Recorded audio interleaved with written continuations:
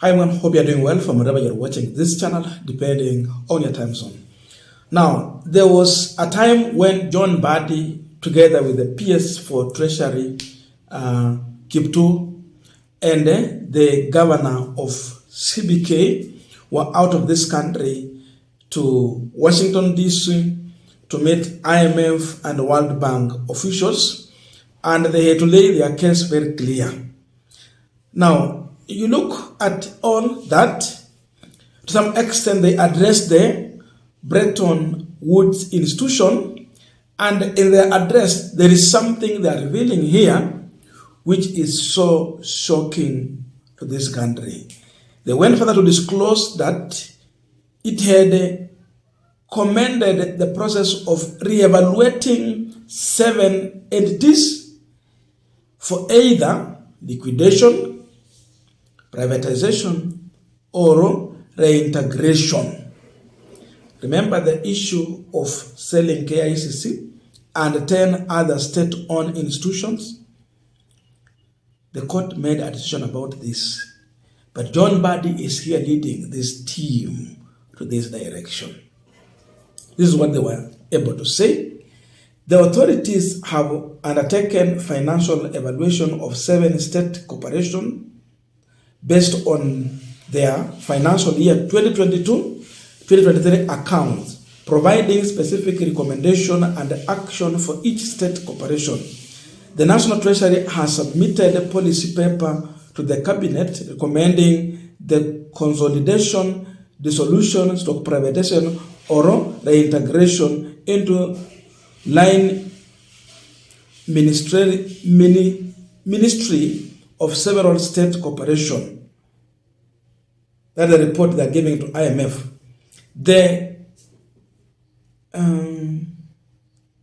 In the 2024-2025 financial year, the authorities have launched effort at generating more revenue for the national exchequer through the state corporation, including better management and reporting of revenues, and a stricter implementation of the remittance of dividends.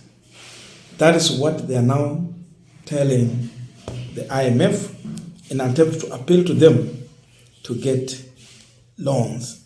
The issue here is that they are trying to fight back. I look at this and I ask myself a question. Where was ODM in the issue of privatization of these 11 entities? Were they supporting privatization or they were against? The fact is that they never supported this. Now they're in the government. The former ODM chairman, John Mbadi, is the one now leading this process. Remember, on September 24th, High Court made a decision on the Privatization Act 2023, and they said it was unconstitutional. There was the question of inadequate public participation. The other issue they raised was that the issue of KICC. The court made a decision that KICC was a national monumental and a symbol of national heritage. Unajua kwa hawa jamaa kwa vitu the one private at this time round, KICC is on the list as number 1. So the court was clear. Selling of KICC is violating the constitution and the cultural right. This is a heritage. Why do you have to privatize? That was the court. And this is, we are rolling here. Let me just go through it. The constitution is the supreme law, and the public must be involved in public participation. The National Assembly does not do the public favor by inviting them to participate. That was the court ruling. And you know, among the items that are being listed for either liquidation, privatization, reintegration, we have these items here. We have the Kenya Literature Bureau, KLB. Another one is KICC, National Oil Corporation, NOC, Kenya Seed Company Limited, Mwea Rice Mills, and the Western Kenya Rice Mills Limited. Kuna zingine pia, the another one here is Kenya Pipeline Company, KPC, New Kenya Cooperative Creameries, KCC, Kenya Vehicle Manufacturers Limited, Rivertex East Africa Limited, and Numerical Machining Complex. These were the items listed for sale. Tumefika hapa. Now, I want us to continue with this final discussion, but just a quick request. For those who are watching and you have not subscribed, please consider subscribing. To our returning subscribers, thank you so much. And again, to all our viewers, please give this video a thumbs up. Thank you so much. And before I forget, I'm also coming to you with another very, very humble request. I've been running a program here to try and raise funds in order to support a church construction. This church has been here in this muddy structure for the past 10 years. So they started a new construction to a modern from the mud one. But they don't have finances to complete this church. They reached somewhere, to an extent even they were unable to fix the beams in order to make the lintel strong. So I went there to support them to fix the beams. I did it. And I also went further step to buy them all the needed frames, 150 pieces as per the contractor, in order for them to start the construction of the roofing. The problem is that they don't have the iron sheet. And to put a shed on this church, they will need 75 iron sheets. That's the budget. Hawana. So my own grandmother, who is actually 80 years, she's a member of this church. And she asked me, so wange na marafiki zako watusaidie. So nikamwambia, okay, you come and speak to them. Tuone watafanya nini, they are good people.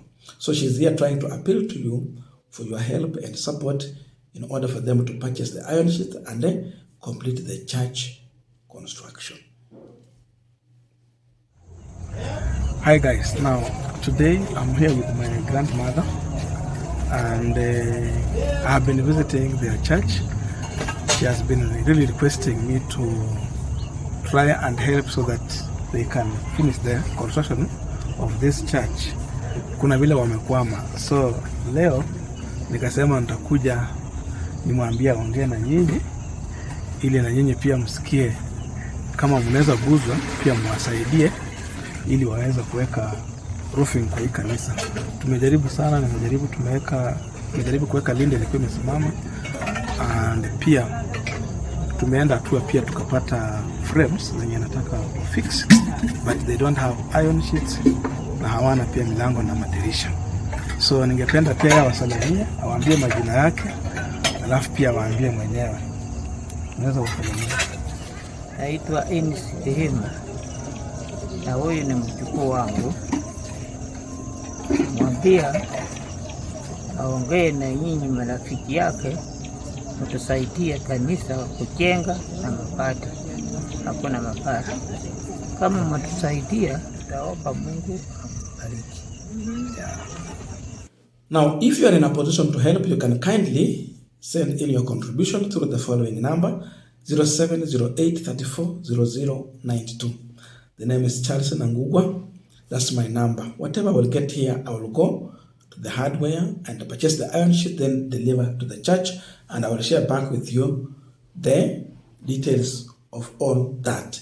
So far, we've been able to raise 28,933 Kenyan shillings, and we're still going on. I want to thank each and everyone who has contributed to this far. Of course, we are less with about, let's say, between the 30,000. So we are less with about 45,000 to complete this. I'm running this program here up to next Sunday, that is date 10. To close, but I still appeal to you, please help. The people who have called in, they will send in their support. We have those who are pledging something, but I'm still appealing to you, kindly keep on supporting this. Let us put a smile on these people.